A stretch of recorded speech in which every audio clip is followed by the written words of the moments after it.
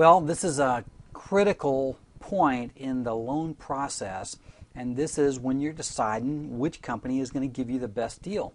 Now, there's a lot of misconceptions about how you compare mortgages. So what I want to do is I want to give you what I think is the best way to do it. Now, it's really simple in that first, the lender's closing cost, which is right up here. In some good faith estimates, it'll be the 800s. This tells you what the lender's cost will be.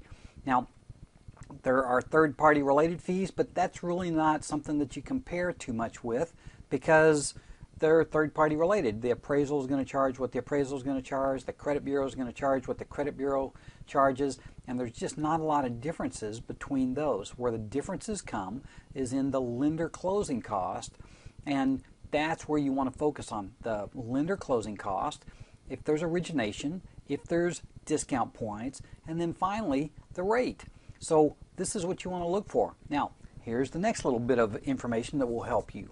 Rates change all the time. As a matter of fact, the rates that we get come from the bond market, and the bond market, like the stock market, is up and down all during the day. So if you check with a mortgage company in the morning about what their rate is, then you check with another mortgage company in the afternoon, that's really not a fair comparison because rates could have changed dramatically within that short period of time.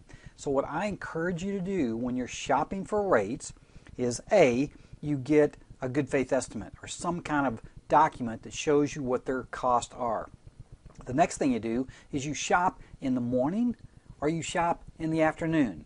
But you don't compare somebody that you shopped in the afternoon with somebody in the morning, and for Pete's sake, don't shop one person one day and another person another day. It just doesn't, it's not good apples to apples or oranges to oranges comparisons. Okay, the last thing, obviously the rate is a big deal, but the closing costs are really all around the lending closing cost.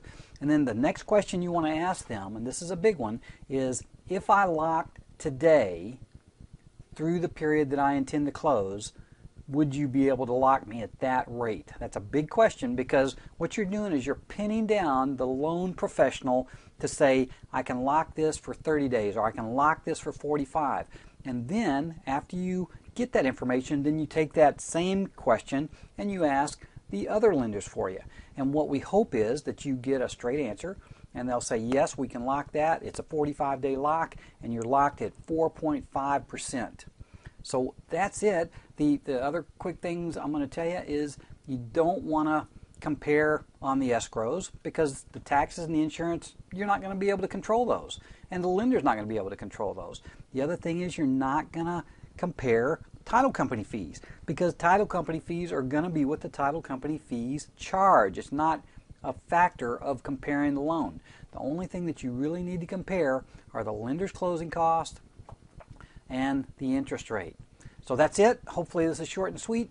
Wish you the best and be sure and shop. Talk to you soon. Bye-bye.